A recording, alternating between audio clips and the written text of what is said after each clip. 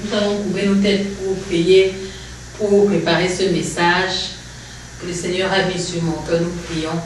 Éternel Dieu des armées, nous te bénissons, nous te rendons gloire, toi qui as permis que nous puissions être en ta présence. Nous te prions de venir prendre la première place et surtout, ô Dieu Tout-Puissant, de diriger toutes choses. Nous prions afin que tu sois l'alpha et l'oméga et que, ô Seigneur Dieu Tout-Puissant, pendant que nous tenons devant de toi, Seigneur, tu viens honorer ta parole. Viens et parle-nous au nom de Jésus-Christ. Amen. Sois béni au nom de Jésus. Nous allons vraiment partager la parole de Dieu sur ce thème que Dieu a déposé sur mon cœur. Le thème est intitulé « Seigneur, j'ai péché, que faire ?» Seigneur, j'ai péché, que faire? Alors, pour connaître, généralement, vous savez, nous sommes chrétiens. Et en tant que chrétiens, nous offensons le Seigneur tantôt d'une manière, tantôt d'une autre. Et la question que nous pouvons nous poser lorsque nous avons offensé le Seigneur, c'est « Seigneur, maintenant j'ai péché devant toi, qu'est-ce que je dois faire ?» Pour comprendre quelle est l'attitude du chrétien, comment le chrétien doit faire lorsqu'il a péché devant le Seigneur, nous allons nous référer à la parole de Dieu. Nous allons voir les gens qui, comme nous, étaient des humains et qui se sont comportés mal devant Dieu, comment ils ont résolu cette difficulté-là, ce problème-là avec le Seigneur et comment les choses se sont passées après. Sois béni vraiment et dispose. Je suis sûr que le Seigneur a quelque chose pour toi et tu vas quitter d'ici étant béni, sachant chaque fois que lorsque tu te comportes mal devant le Seigneur, voilà l'attitude que tu dois avoir.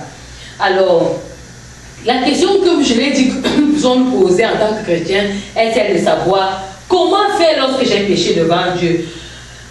Qu'est-ce qu'un chrétien doit faire lorsqu'il a péché et qu'est-ce que c'est que le péché? La Rousse nous dit que le péché est la transgression consciente et volontaire de la loi divine. Nous savons qu'en tant que chrétiens, nous avons décidé de marcher selon les lois établies par notre Seigneur Jésus-Christ. Ces lois sont consignées dans la Bible, qui est la parole de Dieu.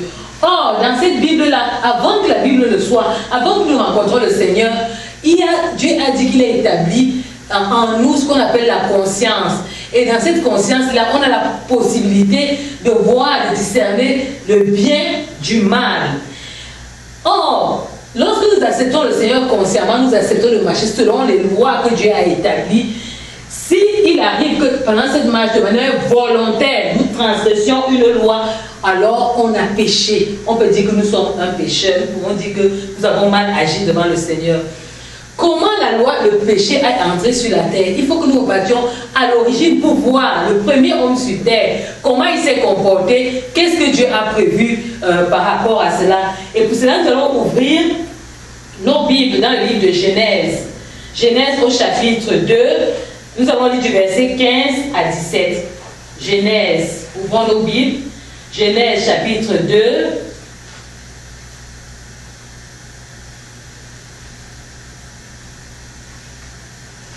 Genèse au chapitre 2, versets 15 à 17.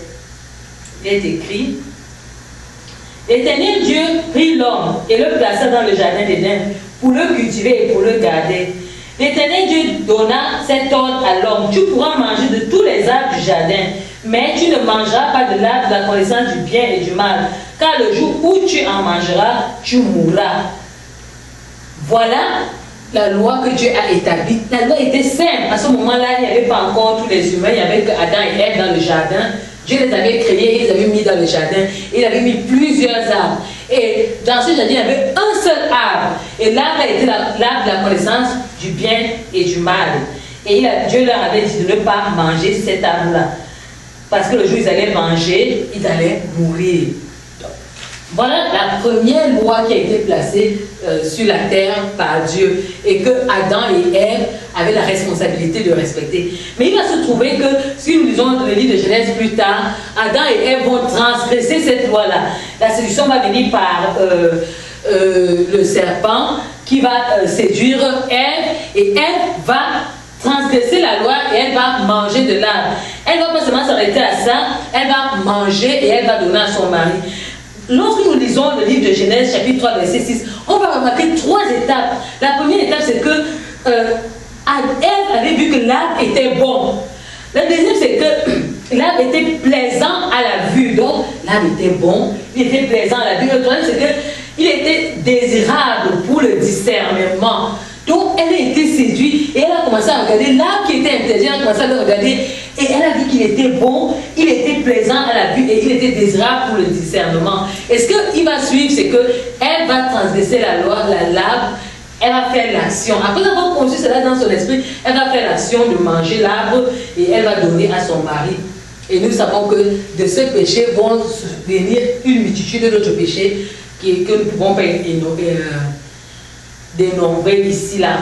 Donc voilà la première transgression qui a lieu, la transgression originelle de la loi divine. Et nous arrivons donc à notre thème. Qu'est-ce qui va se passer après cette transgression-là?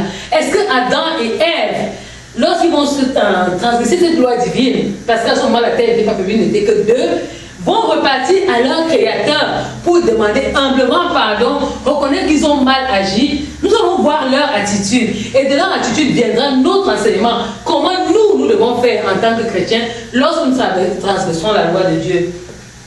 Quand nous rentrons dans le livre de Genèse, au chapitre 3, toujours verset 8, il nous est dit que Adam et Ève, lorsque Dieu est allé les chercher, qu'est-ce qu'ils ont fait? Dès qu'ils ont transgressé la loi, ils ont d'abord allé se cacher. Et après s'être cachés, ils ont commencé à s'accuser. Au verset 12, lorsque Adam est interrogé sur pourquoi tu te caches, il dit qu'il est nu. Mais on lui demande, as-tu mangé de l'arbre? Il dit, c'est la femme. Donc les premières accusations sont aussi à ce jardin d'Éden. Adam va accuser son épouse. C'est la femme qui m'a donné de l'arbre. La deuxième chose qui va se passer, lorsqu'on va interroger Ève, elle va plutôt dire, c'est le serpent.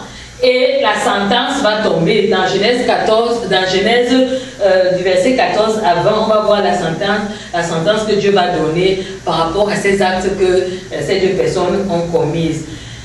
Et nous voyons qu'il y a eu une transgression, il n'y a pas eu repentance. Il n'y a pas eu reconnaissance de l'erreur, mais il y a eu plutôt des accusations.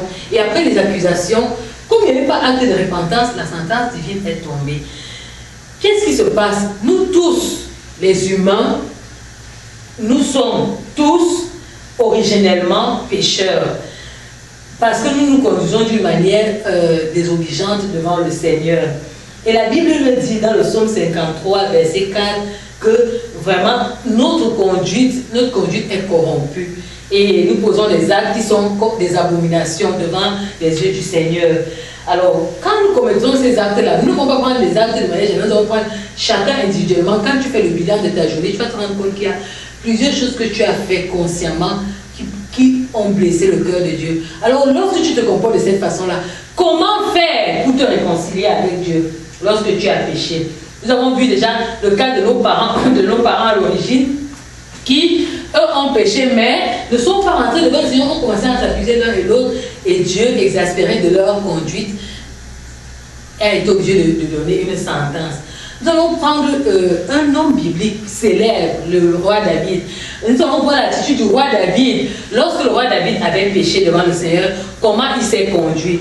Quand nous disons, pour faire un peu l'histoire de David, on va se rendre compte que David était un homme de Dieu et David avait un cœur repentant. Ce qui va se passer, c'est que Dieu va choisir David comme roi en Israël. Et David sera un roi essentiellement guerrier. Ce qui va se passer, c'est que David ne va pas s'arrêter seulement là. David, un jour, au lieu d'aller à la guerre, il ne va pas aller à la guerre, il va rester. Et Saül, et pendant qu'il restera là, il va convoiter une femme, la femme d'Uri, Bathsheba, et il va commettre l'adultère avec elle. David avait plusieurs femmes, mais il a commis l'adultère avec Bathsheba. Il ne s'est pas seulement arrêté à cet acte-là. Lorsqu'il a commis l'adultère avec Bathsheba, il a fait tuer le mari de Bathsheba qui s'appelait Uri. Et il a caché, il croyait que son péché était caché. Et lorsque le prophète Nathan viendra l'avertir de la transgression de la loi divine, l'attitude de David sera celle qui doit nous, toi et moi, nous interpeller. L'attitude de David va nous montrer la procédure, comment nous devons faire lorsque nous avons péché vers l'Éternel. Son attitude est consignée dans un psaume, au psaume 51. Nous allons voir la repentance de David devant le Seigneur. Ça doit être un grand enseignement pour nous, une grande source d'inspiration pour toi et pour moi. Ouvrons nos Bibles dans le livre de Psaume 151. Le psaume 51, s'il vous plaît. Psaume 51.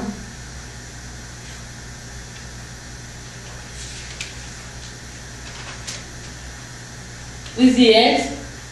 Très important. Psaume 51. Vous avez remarqué la répétition. Voilà.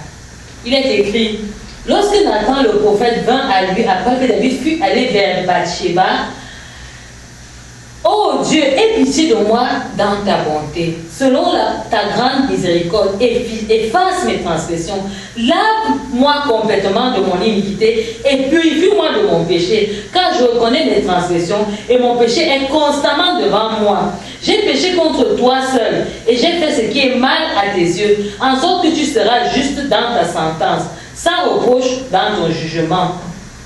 Voilà la prière de repentance. Voilà comment le roi David initie sa prière. Et après, il commence à citer, voici, je suis né dans l'iniquité et ma mère m'a conçu dans le péché. Mais tu veux que la vérité soit au fond du cœur. Fais donc pénétrer la sagesse au-dedans de moi. Purifie-moi avec l'hysope et je serai pur. Lave-moi et je serai plus blanc que la neige. Annonce-moi l'allégresse et la joie, et les os que tu as brisés se réjouiront. Détourne ton regard de mes péchés, efface toutes mes iniquités. Ô Dieu, crée en moi un cœur pur. Renouvelle en moi un esprit bien disposé. Ne me rejette pas loin de ta face, ne me retire pas ton esprit saint. Rends-moi la joie de ton salut et qu'un esprit de bonne volonté me soutienne. J'enseignerai tes voies à ceux qui les transgressent et les pécheurs reviendront à toi. Ô Dieu, Dieu de mon salut, délivre-moi du sang versé et ma langue célébrera ta miséricorde. Seigneur, ouvre mes lèvres et ma bouche publiera ta louange. Si tu eusses voulu des sacrifices, je t'en aurais offert. Mais tu ne prends point plaisir aux holocaustes. Les sacrifices qui sont agréables à Dieu, c'est un esprit brisé. Ô Dieu, ne dédaigne pas un cœur brisé et contrit. Répands par ta grâce tes bienfaits sur Sion. Bâtis les murs de Jérusalem, alors tu agréas des sacrifices de justice, de l'holocauste et des victimes tout entières. Alors on offrirait des taureaux sur ton autel. Voilà une prière que David a faite lorsqu'il s'est détourné de l'Éternel, lorsqu'il a péché devant Dieu. Il ne s'est pas enorgueilli, il était conscient de son péché. Et lorsqu'on est venu lui faire le reproche, parce qu'il pensait qu'il est caché devant la face de Dieu, mais lorsqu'on est venu lui faire le reproche de savoir, oh David, regarde ta conduite devant l'Éternel. Tu as offensé Dieu par rapport à ta conduite. Tu as offensé Dieu en prenant la femme de ton prochain. Tu as offensé Dieu en allant vers la femme d'autrui. Même pas seulement en allant vers la femme d'autrui, mais en tuant le mari de cette femme. David s'est repris et il s'est humilié devant le Seigneur. La première chose que nous allons voir, c'est que David s'humilie devant le Seigneur. Il reconnaît sa faute et il demande pardon. Il dit, Seigneur, pardonne-moi, pardonne-moi, purifie mon cœur, donne-moi un esprit bien disposé, parce que généralement, lorsqu'on a péché, on se sent coupable. Mais on doit savoir que lorsqu'on a péché, on se sent coupable. Dieu est aussi là, ce même Dieu qui te montre que tu es dans l'erreur.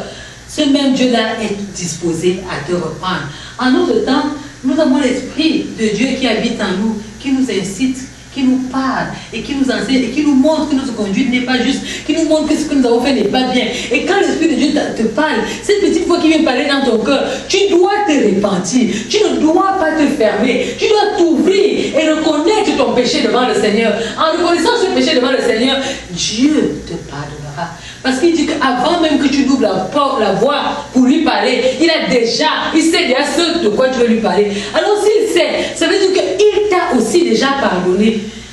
Dieu n'a pas besoin de cérémonial, Dieu a besoin d'un cœur brisé, Dieu a besoin d'un cœur ouvert. Ce que nous venons d'expliquer, là, tu peux lire ça dans 2 Samuel 11, verset 1 à 12. Tu peux lire l'histoire de David. Et tu dois savoir, nous allons revoir un peu l'attitude deux autres personnes.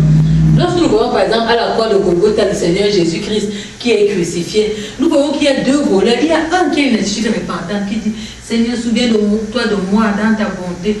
Et le Seigneur lui dit, parce qu'il se repent, ce soir même tu seras avec moi au paradis. Alors que l'autre, qui est un pécheur et un voleur, va avoir une attitude de moquerie. Non seulement il est pécheur, mais il se moque aussi du Seigneur. Et ce n'est pas ça que toi et moi nous devons avoir aujourd'hui. Nous devons savoir aujourd'hui. Nous devons savoir que chaque fois que nous péchons devant le Seigneur dit que à la croix de Golgotha, Jésus a payé pour tous nos péchés. Je ne sais pas quel est le péché qui te dérange.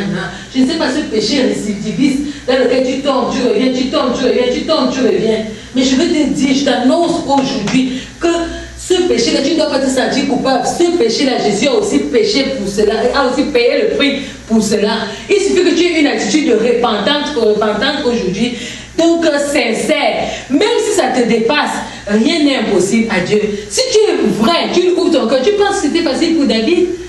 Qu'après avoir tué Uri, comment il pouvait regarder ses soldats? Le soldat à qui il avait conseillé la lettre, Joas, à qui il avait conseillé la lettre d'aller tuer Uri, comment il pouvait faire, comment il pouvait regarder, affronter ces personnes-là, qui le regardaient sûrement comme un meurtrier, où tout le peuple était en train de murmurer qu'il est un meurtrier. Mais David avait un cœur repentant. Il n'a pas regardé à toutes ces choses, à quoi qu'en dira-t-on. Il est venu devant Dieu, il s'est humilié et il a demandé pardon. Aujourd'hui, toi aussi, tu peux le faire. Aujourd'hui, toi aussi, tu peux te réconcilier avec Dieu. La Bible dit qu'aujourd'hui est un jour du salut. Si tu entends ma voix aujourd'hui et que tu reconnais que tu es pécheur et tu ne sais pas comment tu peux te réconcilier avec Dieu, tu ne sais pas comment tu peux aller vers le Seigneur, tu ne sais pas comment reprendre ta relation avec Dieu, tu ne connais même pas que Dieu peut te pardonner, tu ne connais même pas qu'il y a eu une effusion du sang pour que tu puisses être pardonné. Aujourd'hui, le Seigneur frappe à ta porte. Quel est ton péché? Qu'est-ce que tu fais en cachette que Dieu, les hommes ne voient pas? Je te tends la main aujourd'hui. Il te pose la question, mon fils, ma fille, qu'as-tu fait? Comme il avait posé la question à Ève et Adam au jardin d'Éden. Et qu'est-ce que tu as fait? Abandonne cela et retourne à moi. Viens à moi aujourd'hui. Pendant que je suis en train de te parler, le Saint-Esprit te montre sûrement des choses dans lesquelles tu te retrouves et tu te sens coupable, tu ne sais pas comment faire, tu ne sais même plus, peut-être tu as même peur d'invoquer, tu te dis, oh, si j'invoque Dieu, est-ce qu'il peut m'écouter? Est-ce qu'il peut pardonner mon péché, un péché aussi grand? Je n'arrive même pas à me relever. Aujourd'hui, je demande pardon, je ne veux pas tomber sur le même péché. Peut-être dans les minutes qui suivaient, j'étais dans le même péché encore. Aujourd'hui, si tu entends la voix du Seigneur, le Seigneur te lance à cet appel. Ne sois pas comme ce chien-là, que Proverbe 26, 11 décrit, qui après avoir vomi, repart dans ses vomissures pour les remanger. Mais sois sage aujourd'hui. La Bible dit que si tu demandes pardon pour un péché, tu repars dans ces péchés, ce sera comme si tu crucifies encore Jésus pour la seconde fois. Donc, regarde pas à ces choses. Si tu n'as pas la force, Dieu te donnera la force. Tu lui dis, Seigneur, vraiment, j'ai essayé de toutes mes forces, mais je n'arrive pas à m'en sortir. Mais je reconnais que tu es Dieu. Tu es bon et c'est toi qui peux me sauver. Seigneur, viens me sauver. Seigneur, viens me faire m'en sortir. Seigneur, viens me sortir de cette situation. Et notre Dieu qui est fidèle, qui est bon, va te venir en aide. Je t'encourage ce soir. Je ne connais pas tes péchés, on va prier. Tu connais ce que tu fais dans le secret. Et où que Dieu te reproche, va humblement devant le Seigneur et lui seul te sauvera. Viens à Jésus, il te tend la main. Viens à Jésus.